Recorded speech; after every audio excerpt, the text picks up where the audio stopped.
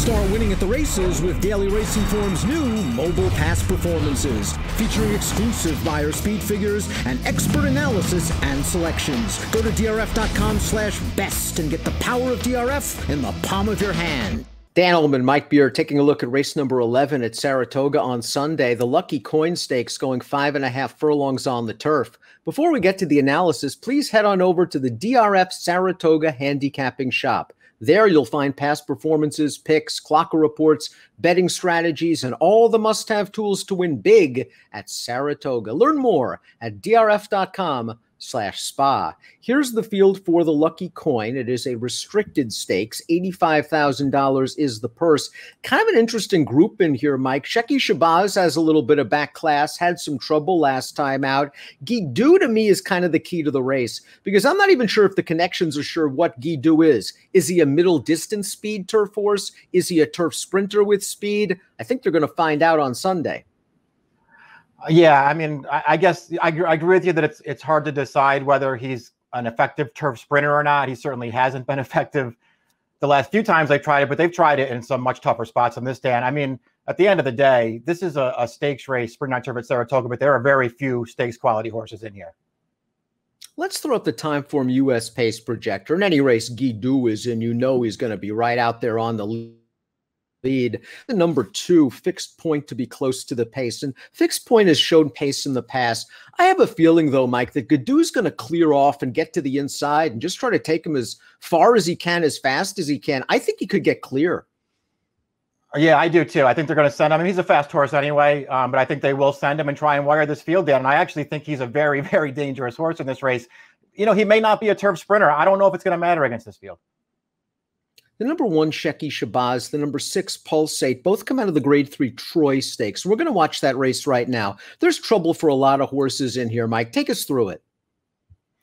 Yeah, well, the horse that actually finishes first in the race, Imprimis, is on the outside there. The one he's going to, as soon as he makes the front here, and he's running by Shecky Shabazz right now, he's going to drift over there, a little careless riding, it looked like.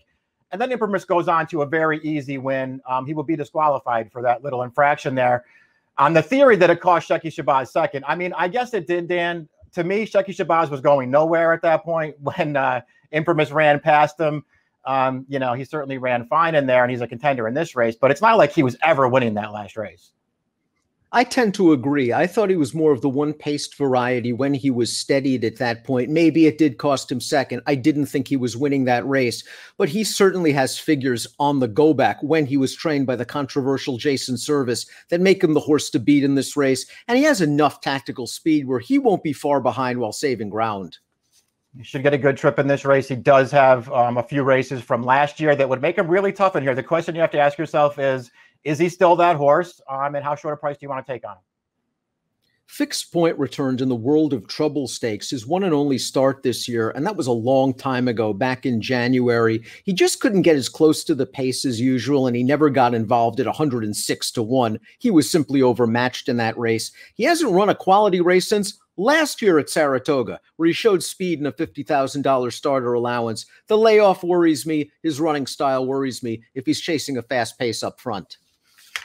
Yeah, I mean, you know, I guess we'll see what happens here. They've tried him in 4 or 5 different stakes races, sprinting on the turf, Dan. He just hasn't been competitive in any one of those races. This is not a strong field. He does have some speed. He's going to be a big price for a reason, though. He's really not a stakes horse.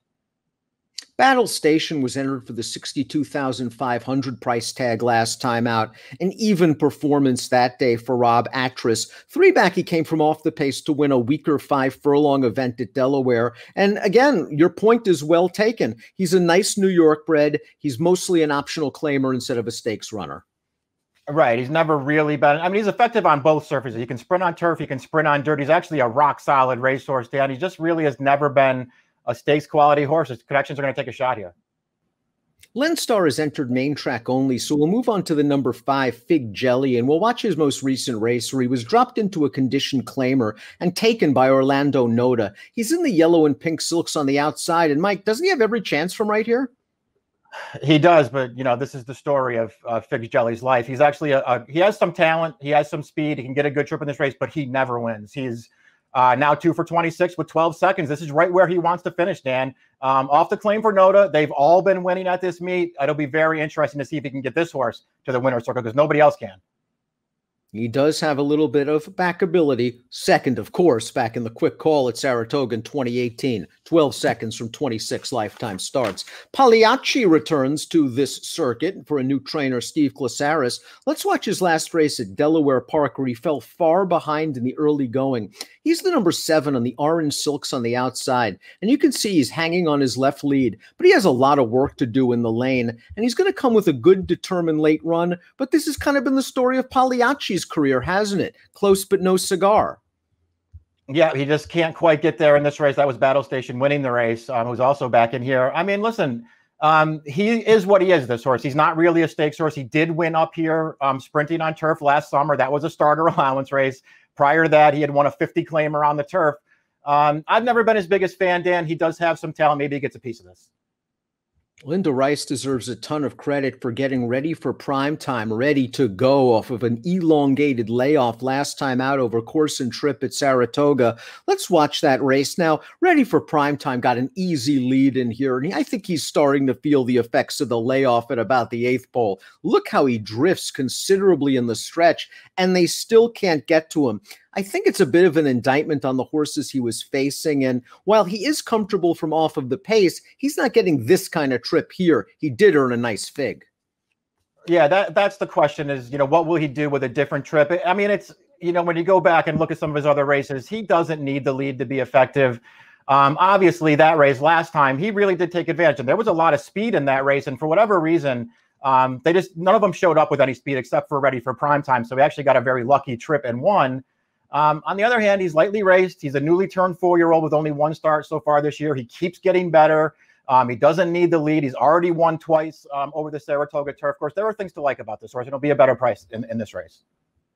There are things to like about the 8 Pulsate, who I believe is racing himself back into shape for a very underrated trainer. This is going to be his 3rd start of the year, and he was one of the horses that was hampered in the Grade 3 Troy. Maybe he wasn't winning, but he might have gotten a minor award if he was clear. That's how I looked at it. I thought his trouble was worse than the trouble Shecky Shabazz has, if only because Shecky Shabazz wasn't winning. I'm not saying that Pulsate was, but he would have been a little bit closer. They just couldn't find a lane to run through. Listen, he's got a lot to prove, but it feels like he just keeps getting better, Dan. I think he can get the right trip in this kind of a race, and if he takes even a small step forward, I think he can go with these horses. Number 9 is Gadoo, and Mike Gadoo has a lot of early speed. This is the shortest distance he's run since his 2nd lifetime start, where he won at 5 furlongs at Gulfstream Park. Last time out off of a long, long layoff, he was just a runaway. But that's Gadoo. He's a very hard horse to ride. He's basically uncontrollable. You let him go as fast as he can for as far as he can, and you hope he doesn't get tired. I think he clears to the front. I do too, and this is probably the best spot he's been in sprinting. For whatever reason, it just seems like it's not easy to do on this surface, cutting back from route to sprint, but he's supposed to make the front in this field, Dan, and as opposed to the last 3 times they cut him back to sprint on turf, twice last year and once at the end of 2018, he was facing real good horses in those races, and this is not a strong field. Let's take a look at our top selections for the Lucky Coin Stakes. We're both going with horses dropping out of the Troy. Both had trouble. I think you're actually going to get a better price than David has Pulsate on the morning line. He's got him at 4. I think he'll drift. I think the fans are going to hit Shecky Shabazz, and I think they're going to play Guidou as well. Yeah, I'm going to use a little Guidou as well. I like the 2 outside horses. Pulsate will be the better price, and he's just the horse I want. I'm hoping he can take a little step forward and get the right trip. 8917 for Mike, 1785 for me. It's the Troy. It's race number 10 at the Spa on Sunday. Best of luck.